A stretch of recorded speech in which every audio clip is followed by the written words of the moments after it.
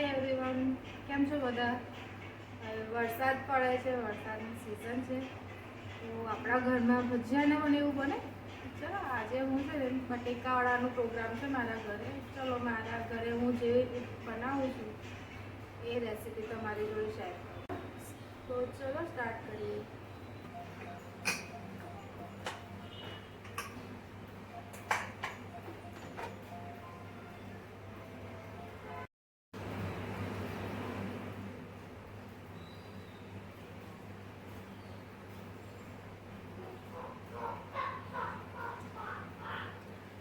બટેકા બાફી રેડી રાખ્યા છે, બસ હવે આને છાલ કાઢી લઈશું.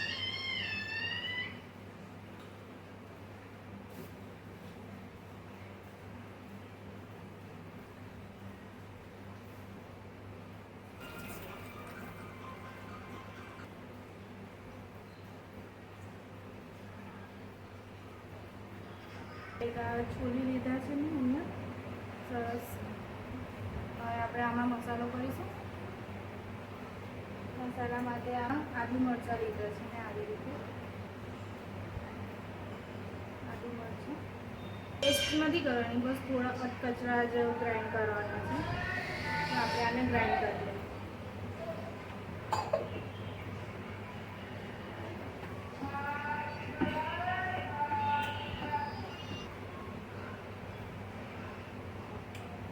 આદુ મરચાં આવી રીતે ગ્રાઇન્ડ કરી લીધા છે. આદુ મરચાંને આવી રીતે પાણી નાખ્યા વગર આવી રીતે પીસી લીધા છે. આપણે તેલ ઉમેરીશું. તેલ કઢાઈમાં તેલ ગરમ થાય છે ને ત્યાં સુધી આપણે આને સ્મેશ કરી દઈએ. થોડું ધોઈલા છે દાણાને ઠંડુ કરી દઈએ.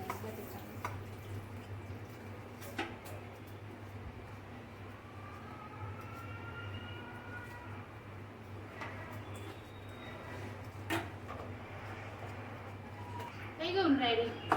ચલો હવે આપણે વઘાર કરી દઈએ ફટાફટ. તેલ ગરમ થઈ ગયું છે, તો હવે આપણે એમાં સૌ પહેલાં નાખીશું રાઈ, જીરું, આપણે જે આદુ મરચાં પીસ્યા હતા ને આદુ મરચાંની પેસ્ટ,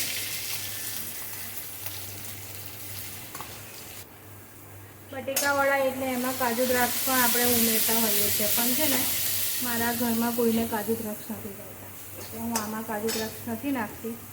તમારે આમાં એડ કરવા હોય તો કરી શકો છો. મેં અત્યારે એકદમ સિમ્પલ જ એકદમ સિમ્પલ જ બનાવું છું, ફટાફટ બની જાય ને એવી રીતે. આમાં આપણે જે બટેકા છૂંદો કરીને રાખ્યા હતા ને એ એડ કરી દઈએ.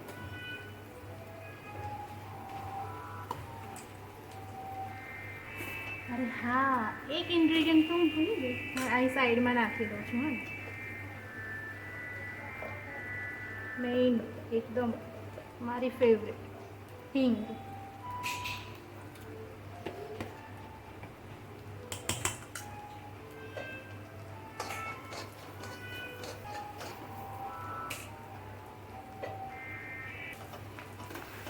અને મિક્સ કરી લઈએ.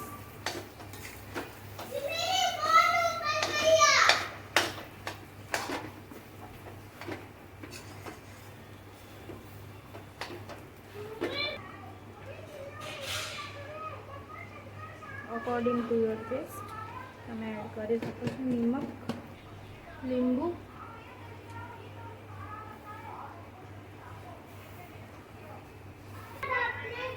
ચીની, ગળ પણ તમારા ટેસ્ટના અકોર્ડિંગ, અને તમને ગળ્યું ન ભાવતું હોય તો તમે આ ખાંડને સ્કીપ કરી શકો છો. હવે આ બધું સરસ કરીને આપણે મિક્સ કરી લઈશું. હવે આમાં લીલા ધાણા નાખવાના. બસ રેડી છે મસાલો આપણો. હવે આને થોડુંક ઠંડુ થવા મૂકી દઈએ, ત્યાં સુધી છે આપણે ખીરું બનાવી લઈએ બેસનનું. સરસ મસાલો રેડી થઈ ગયો છે. હવે આ સેમ વાટકો જેમાં આપણે બટેકા સ્મેશ કર્યા હતા ને એમાં આપણે બેસન નાખી દઈશું. બહુ વાસણ નહીં બગાડવાનું.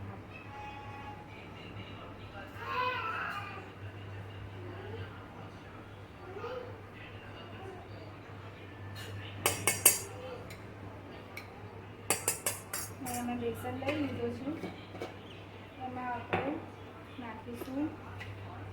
મોસ્ટલી એમ સિમ્પલ જ હોય છે. એની અંદર આપણે મીઠું, સોડા અને થોડીક ચપટી હળદર નાખીને આપણે એનું બનાવતા હોય, પણ આજે થોડુંક ડિફરન્ટ કરીએ. થોડીક હિંગ, હળદર, મરચું પાવડર, ધાણા જીરું, લીલા ધાણા,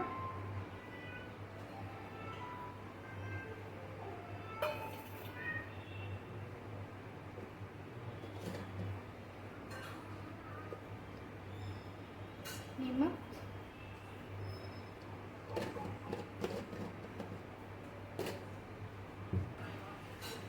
તલ, બધું મસાલા આપણે એક વખત મિક્સ કરી લઈશું. આમ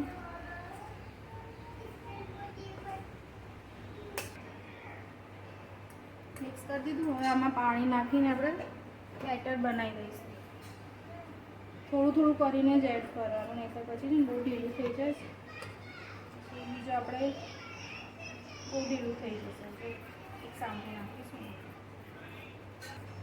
જો કન્સિસ્ટન્સી આની છે ને થોડીક આ ટાઈપની આમ થોડીક આવી હોવી જોઈએ. ઠીક છે, સરસ. આપણે આમ બહુ પતલું નહીં, બહુ ઠીક નહીં, બહુ જાડું બાજુ એવું નહીં, માપનું આમ વ્યવસ્થિત. સરસ. હવે આમાં સૌથી લાસ્ટમાં જ્યારે આપણને એમ લાગે ને કે હા હવે આપણે બટેકાવાળા તળવાના જ છે, ત્યારે આમાં આપણે સોડા એડ કરીશું. હવે બટેકાવાળા તો બનાવીએ જ છે આપણે. એની જે ખાવા માટે ચટણી તો જોશે ને.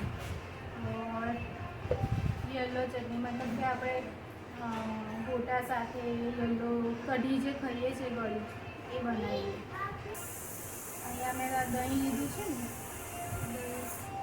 એક ચમચી, કોઈ પણ ઘરમાં જે અવેલેબલ એક ચમચી દહીં, થોડું વધારે, એક ચમચી દહીં, અને એની અંદર નાખીશું થોડોક આટલો બેસન.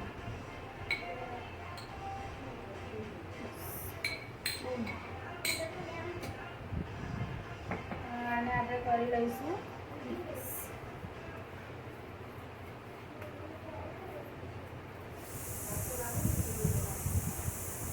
આ રીતે મેં મિક્સ કરી લીધું છે.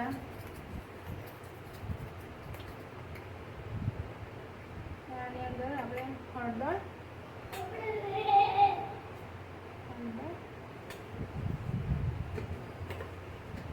અને થોડુંક નિમક.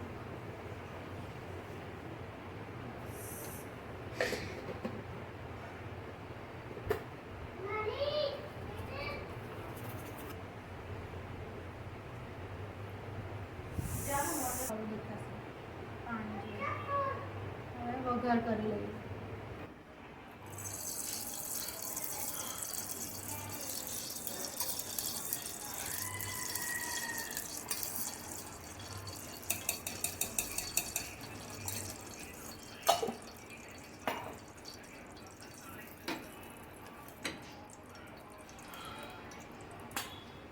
એમાં થોડીક રાઈ,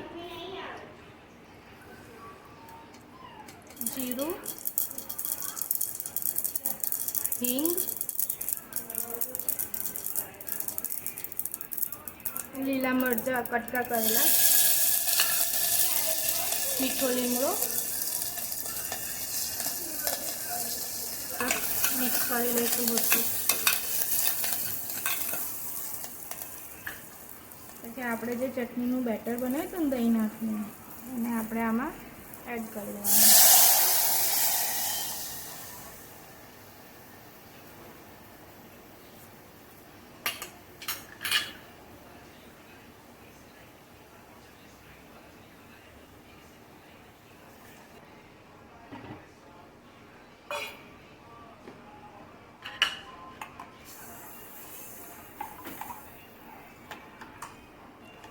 બસ હવે આને છે ને થોડી વાર ઉકળવા દેવાનું છે અને આમાં નાખવાની છે ગળપણ. ગળપણમાં ખાંડ નાખવાની. દહીં છે એટલે દહીંની ખટાશના હિસાબે થોડું સ્લાઈડ આગળ પડતી ખાંડ નાખવાની.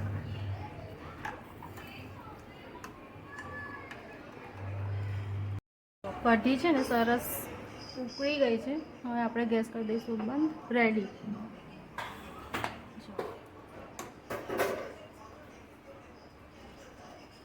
ઠંડી થશે એટલે થોડીક વધારે થીક થઈ જશે. એટલે આ બની ગઈ છે. હવે આપણે બનાવીશું ને એની અંદર હવે સોડા એડ કરી દેવાનું.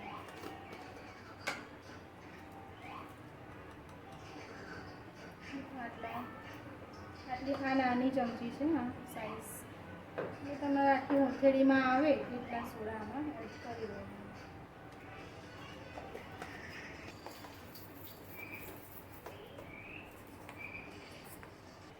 બટેકાનો જે માવો બનાવ્યો તેના આવા નાના નાના ગોળા પણ વાળી લીધા છે. તેલ ગરમ થઈ ગયું છે. હવે એમાં છે ને થોડુંક આમ નાખીને જોઈ લેવાનું. તરત જ ઉપર આવે એટલે સમજી લેવું કે તેલ ગરમ થઈ ગયું છે અને રેડી છે.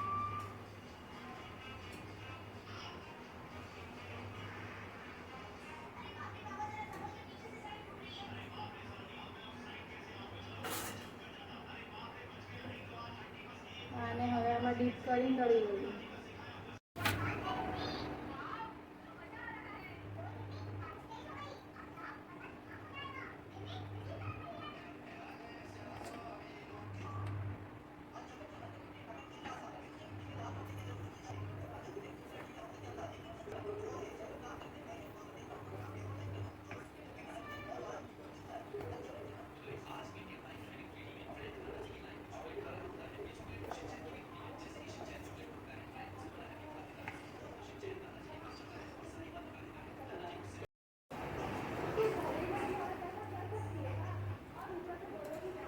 લીધા છે આને તળી લઈશું.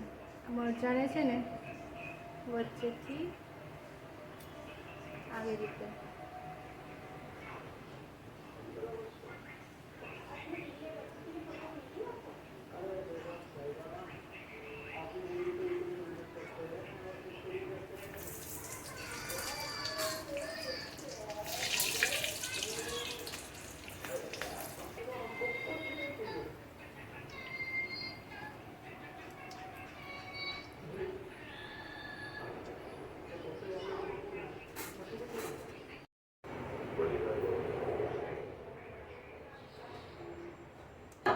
જરૂરથી કહેજો કેવા લાગ્યા તમને અને કોમેન્ટ કરીને જણાવજો.